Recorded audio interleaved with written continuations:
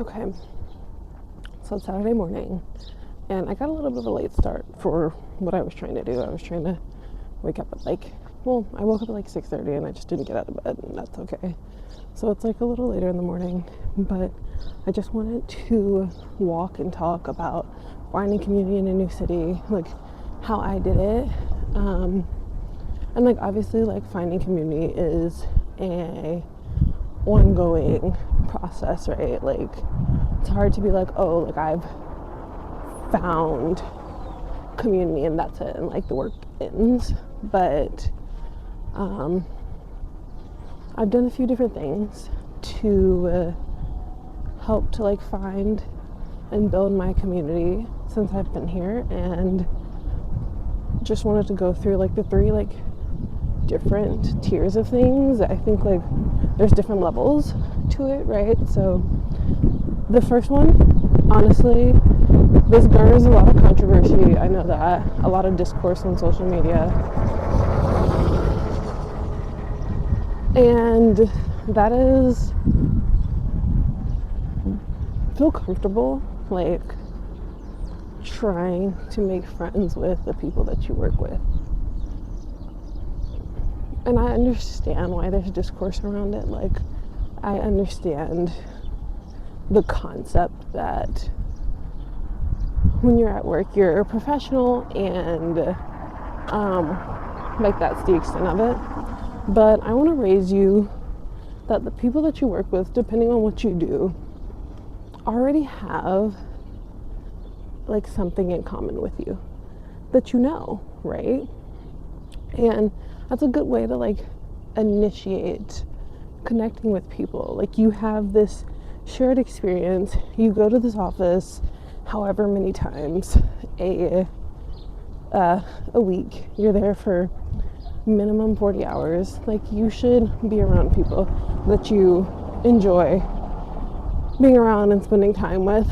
And if you don't think the people that you work with are good candidates even to introduce you to people who could be in your community, I think you should think about where you're working and if that's where you need to be. Obviously, this is different for me to a certain extent, because if you're working at, say, a startup, right, where everybody's 25, there's going to be a difference in perspective there. But I still feel it's a good place to start. And then you can build from there. Plus, it's free. It's free to go to somebody who you work with, who you maybe met at a happy hour, you're not on the same team, and be hey, would you want to get coffee? I need to get out and talk about this thing. I need to get away from the office. I need to just complain. Build those bonds and don't be scared to do it. And I think that falls in that first category. Use your discretion. If you're this person kind of has a reputation, be cautious around them. That's all. Just be cautious, use your discretion, use your intuition. You know what's best, you can feel it. So the next one I'd say, and this one definitely depends on how you grew up, it depends on your values, and everything does, but I would say try to find a faith community, if that's the way that you grew up. And the way you need to do this is to consider what you need, right? Consider say if you were of the Christian faith and worship is a big thing for you, look for places where that's possible and where you can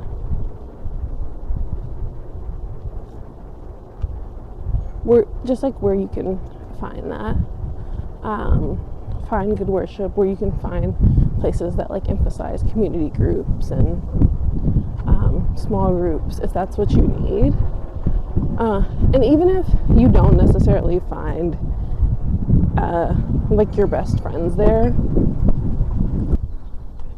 even if you don't like necessarily find your best friends there, you could still easily find an anchor to whatever community you're in, or especially if it's a new community. So I would strongly advocate for that. And I think this actually goes back to something I wanted to say at the top, is all this comes down to, and like one top thing that I'd say you should do and think about is try to get into the nitty gritty of like what kind of community you need, right? Like, say if you move to a new city and like your college friends are there, but you don't have any intergenerational community, like write that down, you know? Like, you need different parts of your community. Community means different things. You need professional community, you need community you can cry with, and community you can laugh with, and people you can go to for advice. So write this all down. I think I took too long to write down what I needed, which meant I took too long to find what I needed originally. Like, I've helped build communities across, so I just strongly advocate for getting granular about what you need, like sooner rather than later. Okay.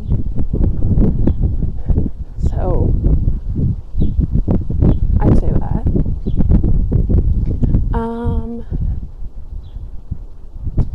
What else? And if any of this is helpful to you, like, please feel free to like leave a like, a comment, subscribe. Feel free to ask me any questions if I missed something or if anything is like not explained clearly. But after those like first like few tiers, I'd say there are some things that you can do to build your community that's not free but not insanely expensive, and like affordable means different things to different people, but assuming you're like single income young professional moving to like a metro area in the United States, making probably between like 50 to like 75 to 80K a year,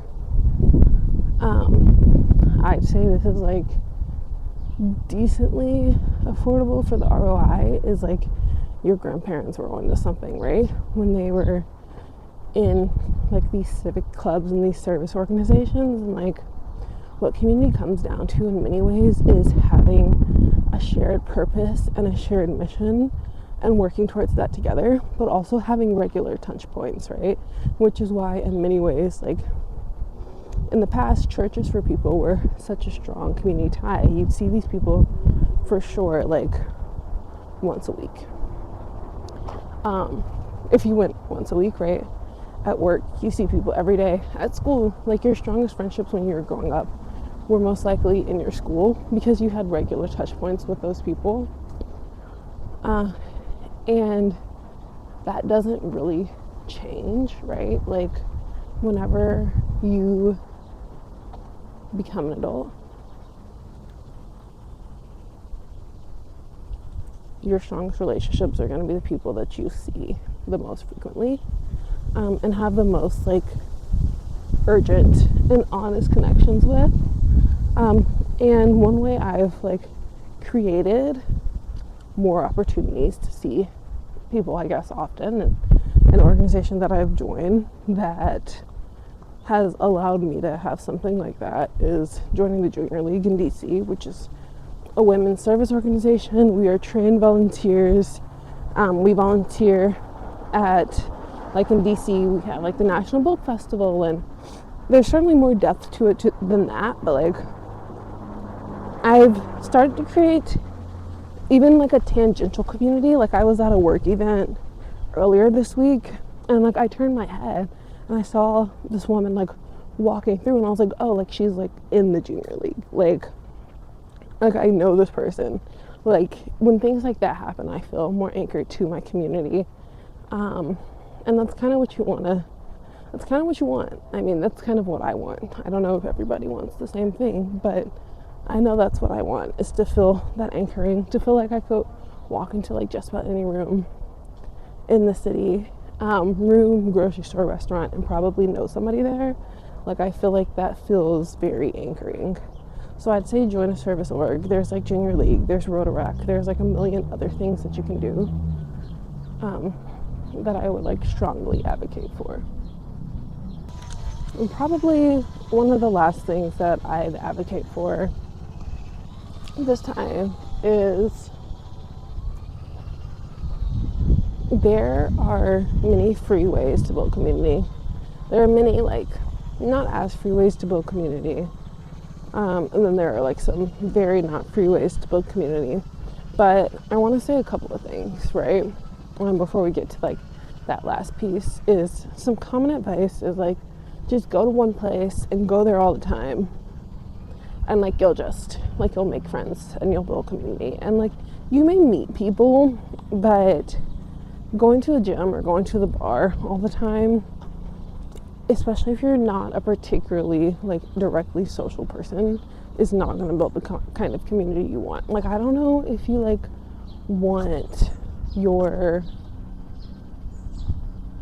community to be built around like drinking at shenanigans, you know? And maybe you do, but that's not a shared purpose or mission, and that's like more likely than not going to sprout not all the facets of the community that you need, especially if you're not going there and talking to people all the time, right? Or if that makes you nervous. So I just want to say there are like times and places for certain things, like run clubs and knitting clubs, but like I do really think that like shared reason for being there outside of just the task at hand or meeting people is where the strongest communities tend to be built, especially when it's coordinated. And on the places to like find community, I think one of the last ones I have for now is on the like not particularly free category, but still fruitful, is professional and like social clubs, ones that are like specifically social. Like in DC we have this like Black social club called like HQ, that a lot of people are a part of. I think it's like $300 a month or something like that, which is like not cheap, but then you get access to like the club, the facilities, the